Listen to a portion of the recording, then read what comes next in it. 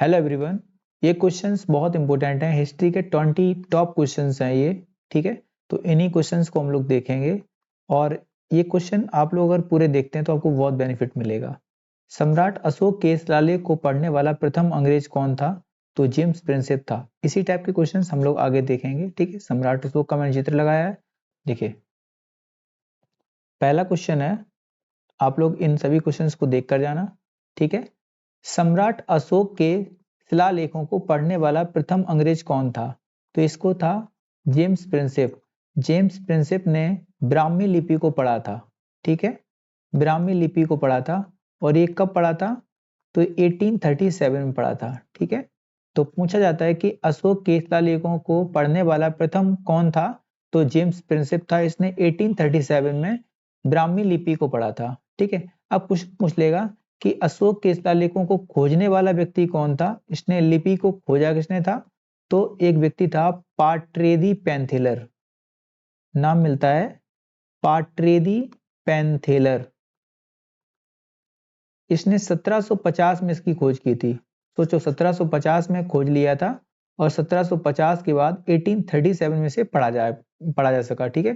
देखिए, अशोक की जो लिपियां थी उसमें ब्राह्मी थी, ब्राह्मी, खरोष्ठी,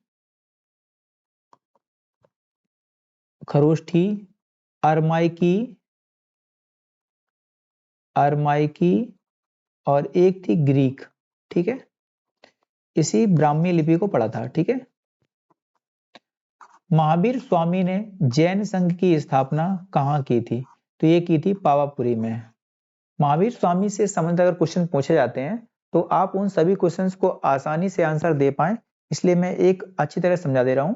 महावीर स्वामी जी जो थे, इनका जन्म 540 बीसी में हुआ था, ठीक है। कहीं कहीं 599 बीसी मिल जाएगा, ठीक है। इन दोनों क्वेश्चंस को आप लोग ध्यान रखना।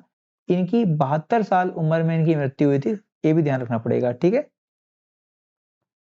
ठीक है, अगर 540 बताएगा तो इनकी मृत्यु हो जाएगी 468 बीसी में, ठीक है। अब देखिए, इनकी जन्म स्थल की बात करेंगे तो इनका जन्म जहां हुआ था, जगह थी कुंडग्राम, कुंडग्राम। और ये होता है वैशाली, ठीक है। कुंडग्राम वैशाली में इनका जन्म हुआ था, जो कि आज बिहार में पड़ता है, ठीक है। अगर इनके पिता की बात करेंगे तो इनके पिता का नाम था सिद्धार्थ। इनके पिता का नाम क्या था? सिद्धार्थ था। ये भी क्वेश्चन ध्यान रखेंगे। इनकी माता का नाम था त्रिशला, ठीक है। इनकी माता का नाम त्रिशला था और इनके बचपन का नाम था वर्धमान। बचपन का नाम क्या था? वर्धमान। एक बार ध्यान से आप लोग सुन लीजिए इन सब क्वेश्चंस को, ये सभी क्वेश्चंस आते हैं, ठीक है। इनकी पत्नी का नाम ध्यान रखेंगे। इनकी पत्नी का नाम क्या था? तो इनकी पत्नी का नाम था यशोदा, ठीक है। और इनकी पुत्री का नाम पूछ लेगा, पुत्री का नाम पूछ लेगा। इनकी पुत्री का नाम था अनोजा प्रिय दर्शनी, ठीक है। अनोजा प्रिय दर्शनी, ठीक है। और इन्हीं का जो पति था उसका नाम था जमाली, ठीक है, जमाली, ठीक है। और महावीर स्वामी की अगर बात करेंगे तो इन्होंने गृह त्याग किया था 30 वर्ष की उम्र में। कब किया था? 30 वर्ष की उम्र में, ठीक है। और अपने बड़े भाई नंदीवर्धन की आज्ञा से इन्होंने घर को त्यागा था 12 वर्ष की तपस्या के बाद। 12 वर्ष की तपस्या के बाद 42 साल की उम्र में इन्हें ज्ञान की प्राप्ति हुई थी। अगर गांव पूछ लेगा तो गांव का नाम था जिरम्भिक गांव, ठीक है। जिरम्भिक गांव था और ये ध्यान रखोगे ऋजुपालिका नदी के तट पर था। ऋजुपालिका नदी, ठीक है। ऋजुपालिका नदी के तट पर इन्हें ज्ञान की प्राप्ति हुई थी, ठीक है। ये सारे क्वेश्चन ध्यान रखेंगे। और वृक्ष पूछ लेगा तो साल का वृक्ष था, ठीक है। और बुद्ध के लिए पूछेगा तो वहां पे पीपल का वृक्ष था, जिसे बाद में बोधि वृक्ष के नाम से जाना गया। और इन्हें जो मृत्यु प्राप्त हुई थी उसे बोलते हैं निर्वाण। जो निर्वाण प्राप्त हुआ था 468 बीसी में, और 468 बीसी में इन्हें निर्वाण की प्राप्ति हुई थी। जगह थी पावापुरी, और पावापुरी भी प्रेजेंट टाइम में कहाँ पड़ता है? बिहार में ही पड़ता है, ठीक है। ये सारे क्वेश्चन आपको ध्यान रखना पड़ेगा, ठीक। हाँ, उपाधि इन्हें कौन कौन सी मिली थी जब इन्हें ज्ञान की प्राप्ति हुई थी? तो जिन, अरहत और निर्ग्रंथ। ये सभी क्वेश्चन आपके एग्जाम में आ चुके हैं। आप इन सभी क्वेश्चंस को आप लोग करके जाना। किस विदेशी दूत ने स्वयं को भागवत की मतलब कि भागवत घोषित किया था? तो वो था हेलियोडोरस। ठीक है।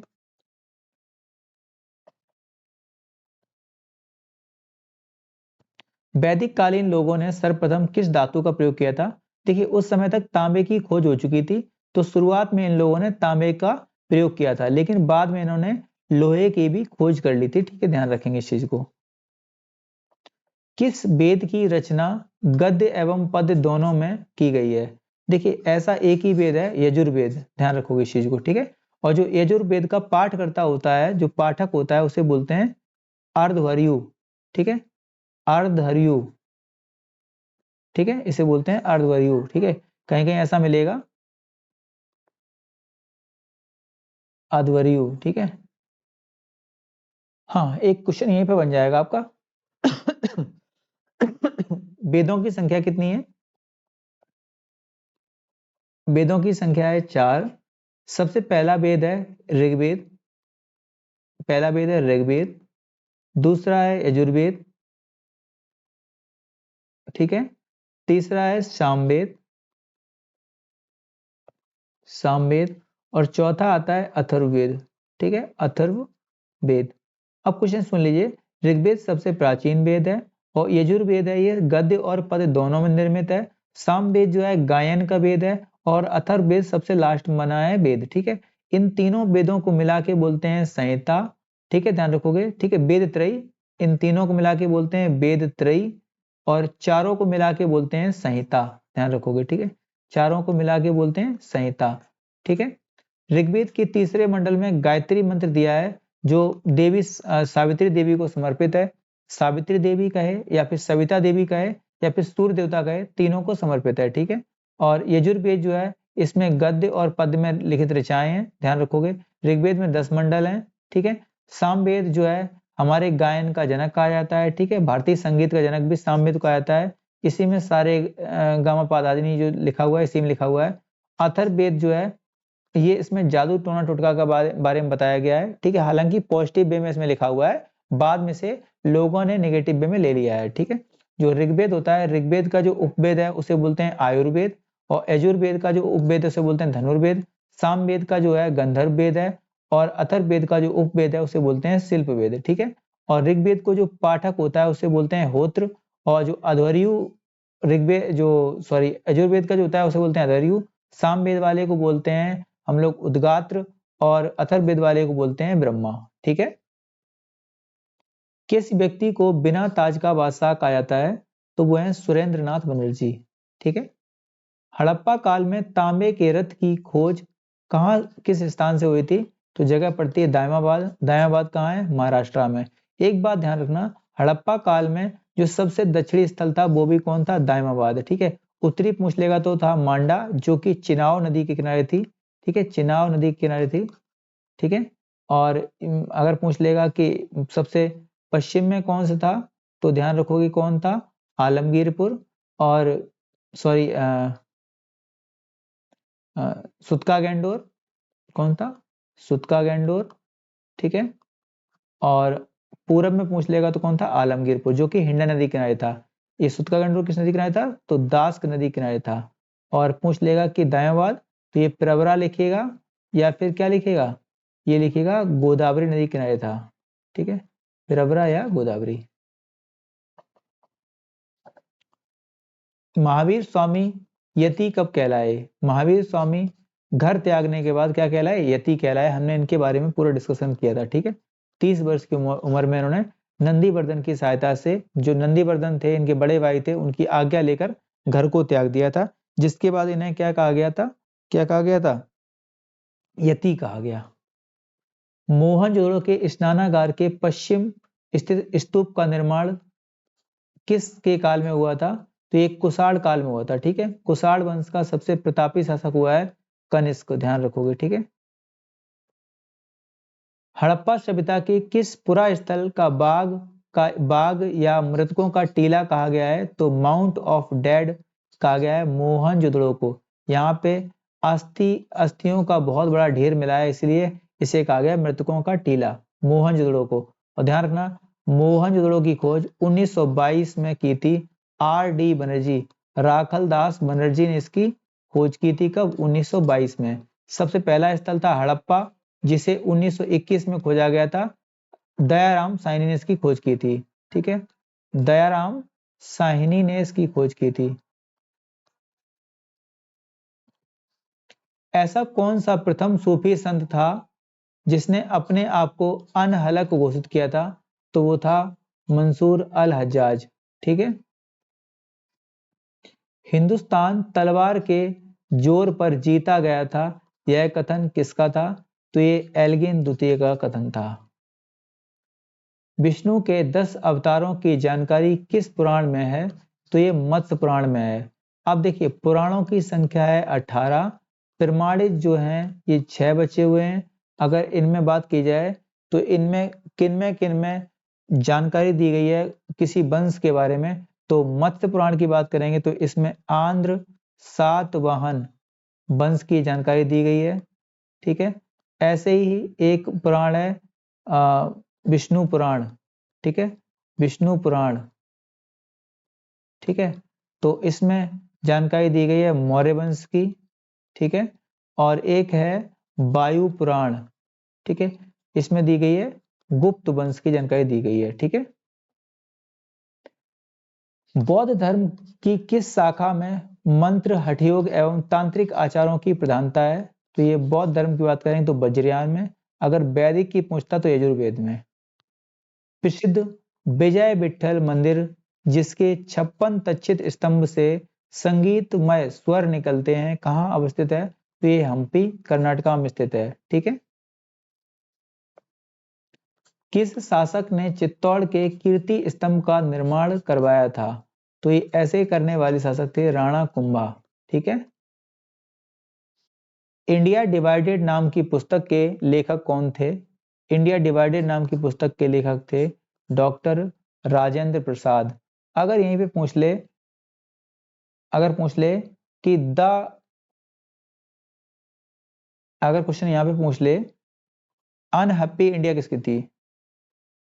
अनहैप्पी इंडिया बुक किसकी थी? अनहैप्पी इंडिया, तो लाला लाजपत राय का नाम लगाना। ठीक है, अनहैप्पी बुक थी इनकी लाला लाजपत राय की। ठीक है, ध्यान रखेंगे। ठीक है, और इंडिया डिवाइडेड किसकी थी? डॉक्टर राजेंद्र प्रसाद की। ठीक है, the man who divided India, ये बुक थी रफीक जमारिया की। ठीक है, the man who divided India, ये बुक किसकी आएगी पूछ लेगा तो नाम लगा देना रफीक जकारिया। ठीक है, एक बुक और है द डिस्कवरी ऑफ इंडिया, तो वो आती है जवाहरलाल नेहरू की, द डिस्कवरी ऑफ इंडिया। ठीक है, तो ये बुक है जवाहरलाल नेहरू की। ठीक है, जवाहरलाल नेहरू की। ठीक है, और इसके बाद एक बुक मिल जाए, अगर डिस्कवरी हटा के यहाँ कर दे रीडिस्कवरी ऑफ इंडिया, तो हो जाएगी मेघनाथ देसाई की। किसकी जाएगी? मेघनाथ देसाई की। ठीक है, रीडिस्कवरी ऑफ इंडिया किसकी जाएगी? मेघनाथ देसाई की। अगर यहीं पे इंदिरा गांधी की बुक पूछ ले तो इंदिरा जी की बुक थी माई ट्रुथ, माई ट्रुथ। ठीक है, ठीक है, बहुत सारी बुक्स हैं, मैं कराऊंगा एक बार एग्जाम में जब आएगा तो अभी करा देंगे इनकी सारी बुक्स को। ठीक है, आगे देखिए, शेरशाह के बाद और अकबर के पहले दिल्ली पर राज करने वाला हिंदू राजा कौन था? तो वो था हेमू। ठीक है, कौन था? हेमू। हेमू को ध्यान रख सकते हो आप क्वेश्चन को। ठीक है, देखिए हेमू को 14th विक्रमादित्य की उपाधि भी दी गई है। हेमू को 14th विक्रमादित्य की उपाधि से सम्मानित किया गया है। और अगर पूछेगा पहला विक्रमादित्य कौन था, तो पहला विक्रमादित्य चंद्रगुप्त सेकंड। ठीक है, ध्यान रखोगे। ठीक है, और ये हेमू जो थे ये बहुत सारी लड़ाइयां लड़े थे, लेकिन एक भी युद्ध को नहीं आ रहे थे। लगभग 22 लड़ाइयां लड़े थे, एक भी युद्ध नहीं आ रहे थे। ध्यान रखना इस चीज को कि जो अकबर था, अकबर के संरक्षक के रूप में जो काम कर रहा था, नाम था बैरम खान का। ठीक है, बैरम खान का, इसी से युद्ध हुआ था जो पानीपत का सेकंड युद्ध कहा जाता है। पानीपत का सेकंड युद्ध होता है 1556 में, ठीक है। इसने बैरम खान ने धोखे से मारा था किसको? हेमू को, ठीक है। इसके आंख में एक तीर लग जाता है, आंख में एक तीर लग जाता है जिससे मूर्छित होकर गिर जाता है और बैरम खान इसे बंदी बना लेता है, ठीक है। आर्य शब्द का शाब्दिक अर्थ क्या है? आर्य शब्द का शाब्दिक अर्थ है श्रेष्ठ या फिर कुलीन, ठीक है, श्रेष्ठ या फिर कुलीन। देखिए ये मैक्स मुलर के अकॉर्डिंग है सब कुछ, ठीक है। मैक्स मुलर जो था एक जर्मन मतलब कि जर्मन इतिहासकार था। इसने मैक्स मुलर ने बताया है कि आर्य जो थे ये सेंट्रल एशिया का जो पार्ट है जिसमें 5 कंट्री पड़ती हैं, सेंट्रल एशिया के पार्ट से आए थे। कौन? आर्य आए थे और आकर इंडिया के प्रांत में, जो इंडिया है यहाँ पे, तो यहाँ पे सप्त सैंधव प्रदेश में जो ऊपर वाला पार्ट है जहाँ पे नदियां हैं 5, सिंधु, झेलम, चिनाब, रावी, ब्यास, सतलज, गोमल, गोकुल, सब यहीं पे आके बस गए थे और इन्हें कहा गया, क्या कहा गया था? आर्य कहा गया, ठीक है। और कुछ इतिहासकार तो ये भी मानते हैं कि सैंधव सभ्यता को नष्ट करने का जो श्रेय भी दिया गया तो भी आर्य को दिया गया है। हालांकि ऐसा बहुत सारे हिस्टोरियंस नहीं मानते हैं, ठीक है। और ये अभी की जो थ्योरीज हैं वो इनको गलत मानती हैं, ठीक है। तो मैक्स मुलर के अकॉर्डिंग सब कुछ है ये, इसलिए सब कुछ चल रहा है अभी तक। चरक संहिता नामक पुस्तक किस विषय में है? तो ये चरक संहिता जो बुक है ये चिकित्सा से संबंधित बुक है। इसमें 120 चैप्टर हैं और यहाँ पे बहुत सारी बीमारियों का जिक्र किया गया है। ध्यान रखेंगे जो शुरुआत के जो 8 चैप्टर हैं इसमें बिल्कुल प्राथमिक चिकित्सा के बारे में जिक्र किया गया है। जो आज की चिकित्सा है, प्राथमिक चिकित्सा, उसके बारे में दिया गया है चरक संहिता, ठीक है। महर्षि चरक ने इसको लिखा है, ध्यान रखेंगे, ठीक है। 20 क्वेश्चंस थे, आप लोग इन क्वेश्चंस को सभी अच्छी तरह से देख लेना और वीडियो कैसा लगा आप लोग कमेंट करके जरूर बताना। थैंक यू दोस्तों।